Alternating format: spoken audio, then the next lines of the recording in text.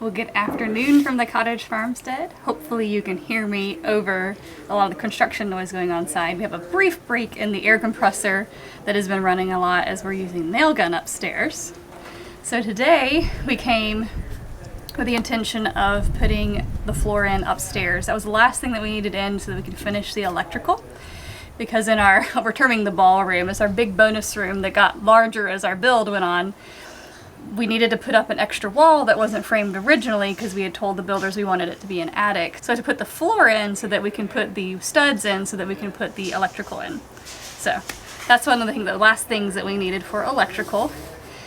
And we've been putting it off because this is the hottest week we've had in a long time. It's been record-breaking heat actually, because this is June. We don't usually have 100-degree temperatures. It's been triple digits almost every single day this week, and so it's just pretty miserable to work, especially in the upstairs of a house without air conditioning. Even with the windows open, it's just so hot. It's so hot in the house. It's over 100, probably 110, 115 degrees in there.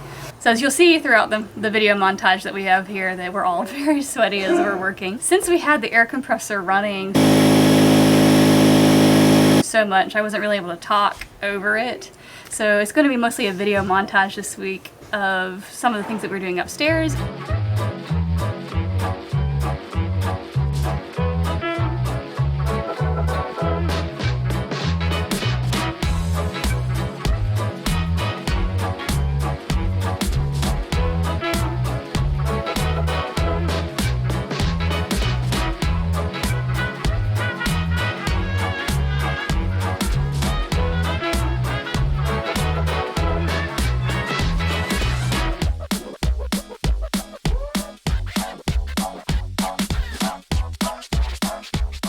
In addition to doing the flooring in the ballroom, we worked on getting the tub in place. So we needed to get the tub in the upstairs bathroom level, and that involved putting some wood under it, getting it attached to the wall, and then the other piece of the puzzle is putting a whole bunch of joint compound underneath it because it's fiberglass, so we don't want it to break when someone stands on it.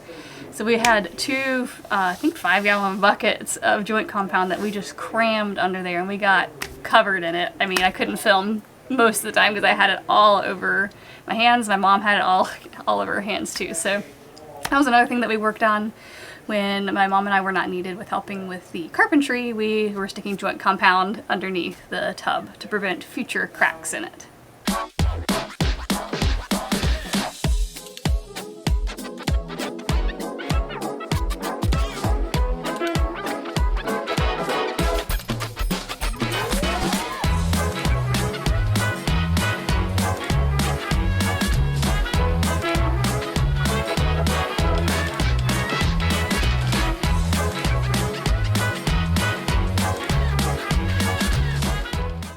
Another thing that was happening today is our neighbor that we're buying the fill dirt from was coming over with several loads of fill dirt from his land that's just about 4 miles down the road from us.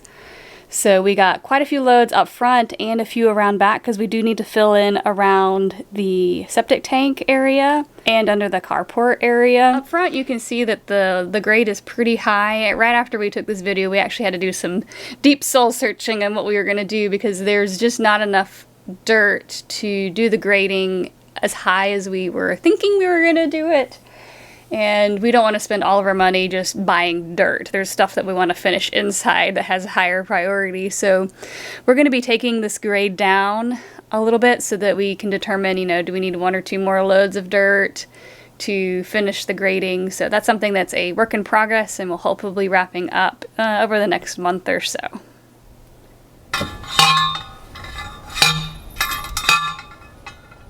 And while we were waiting on our dinner to cook on the grill outside, we took a look at the grinding rods and got those in and looked in the outdoor panel and determined a supply list. We were missing a few things to finish that off.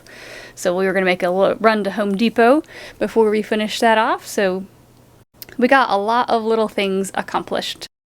Another thing Farmer Nathan's been working on lately in the evenings when he's over here, when I'm not able to come from the next county over, is he's been putting spray foam in. This is just some bits that have been left behind. But you need fire retardant between each level. Wherever we've drilled a hole for the electrical or the plumbing or the HVAC, we have to put this in as a fire barrier. Also, we're doing it along every crack because with the plywood that they put up on the sheathing of the house, there's little cracks and you can see the sunlight through them. So we're going through and we're filling in every little crack, so just to make the house a little bit more insulated. In addition, we'll have, when the siding crew comes, we're going to do the foil insulation on the outside as well, just to make it as tight of an envelope as we can, because we are in full sun and full southern exposure here, so we know it's going to be a little bit warm in the summer, so we're just trying to insulate as best we can so that we can have a much more efficient running HVAC system in the future.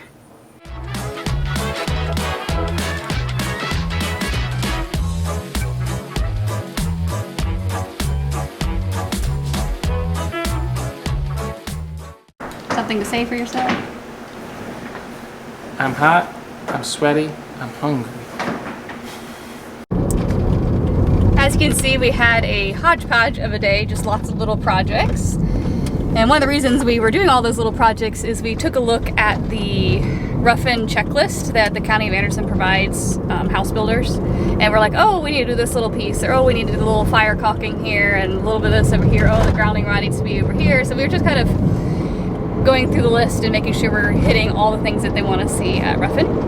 So that's what we were working on today. We have a few more things, but really we're hoping in the next week, at least our part of it will be finished. There's a little bit that the HVAC people need to do and the plumber needs to finish. But otherwise on our end, we are really close to finishing. Woo! So we'll catch you next time.